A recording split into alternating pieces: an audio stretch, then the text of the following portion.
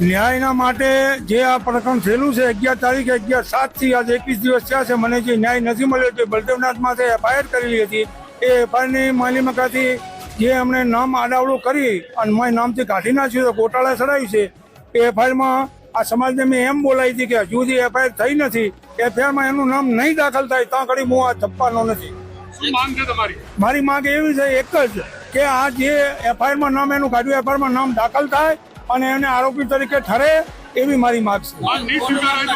માંગ નહીં સ્વીકારે તો હું અહીંથી ગાંધીનગર જઈશ. આવીને અમે દસ્તાવેજની ચાલન આવી રીતે ફરી ભેગા થઈ અને ગાંધીનગર જઈ અને મારો ન્યાય નહીં મળે તો ફરી મારી લડત આવી રીતે ચાલુ રહેશે.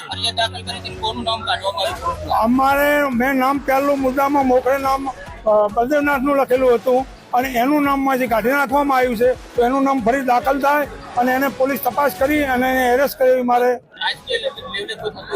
ના રાજકીય રીતે લક્ષ્ય થાય એવું હું જાણતો નહીં. મારે ખોટી વાત કોઈ નહીં થાય. પોલીસ દ્વારામાં ગમે તે થતું હોય પોલીસ દ્વારા કર્યું તો એને ગમે તે પોલીસનો ઇશારો હોય.